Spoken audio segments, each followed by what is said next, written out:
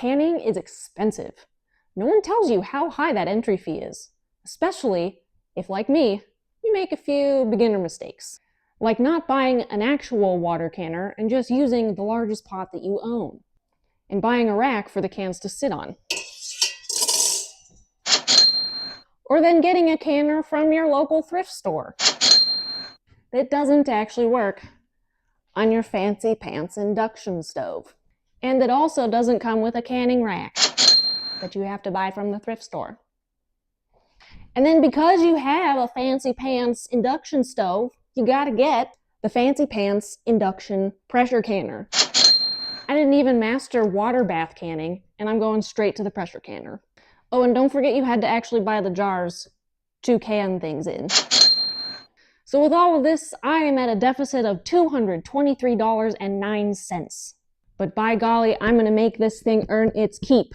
So we are gonna bust this guy out today and can some black beans to start chipping away at that deficit. I have already pre-soaked some black beans. We're gonna be following a recipe from the actual instruction book of the canner. All right, first step is to drain these and cook them for 30 minutes. So we drained the beans. Now we've covered the beans with fresh water, and we're gonna boil them for 30 minutes. In the meantime, I'm going to add salt to hot jars if desired, which it is.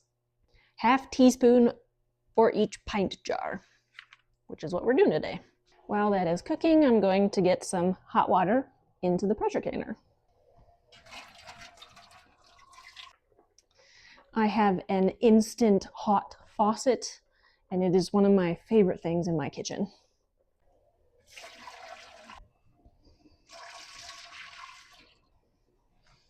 The beans are getting very foamy, which I had been under the impression that soaking them for that long would prevent them from being this foamy.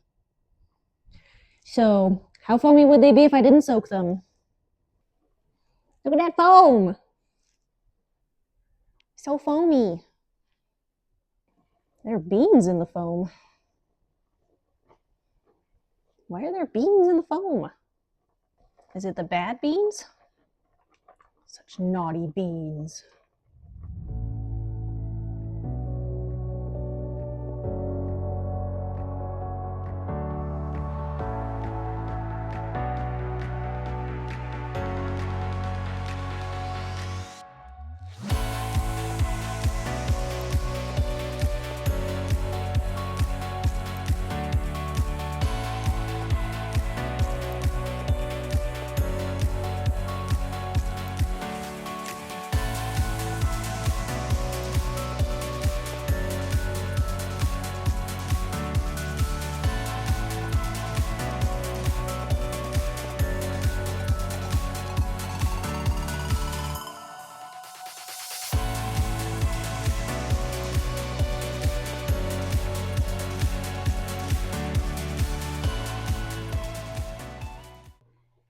All right, so we've got them in there. We will process at 11 pounds pressure, except I am at altitude, so it's actually 13 pounds of pressure for 75 minutes because I've got pints in there. So I'll see you in a bit. All right, it has processed for 75 minutes, and I've let it cool down. This thing indicates there's no more pressure in the pot, and it's time to open it. I'm scared. Ooh, ooh, it's hot. My beans. Why are you still making so much noise?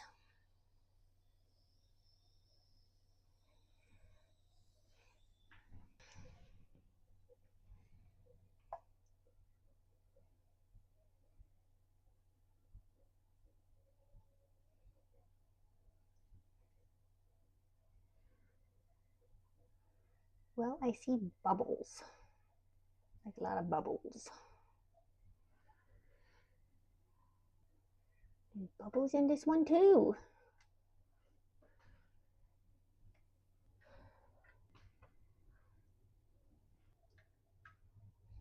Ooh, this one is super bubbly.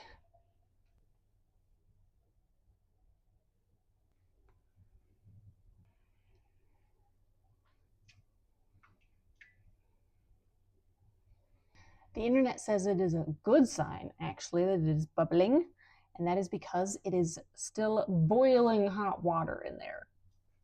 So this is just physics in action.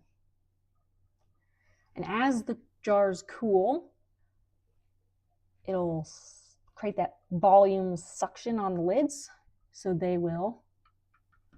That one already sealed. That one didn't. It's very hot. Maybe don't touch it.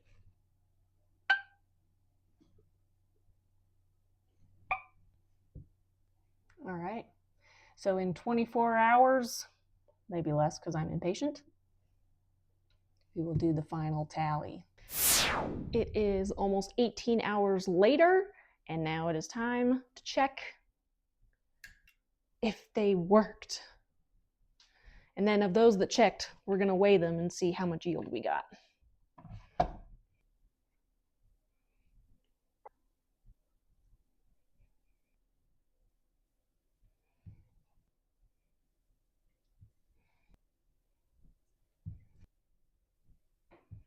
All right, last one.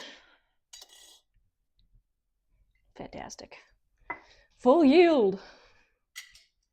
All right, so we don't have to do math for every single one. I'm going to tear on an empty glass here, empty jar. All right, first one. All right, they are all over the 1 pound limit by like point something ounces.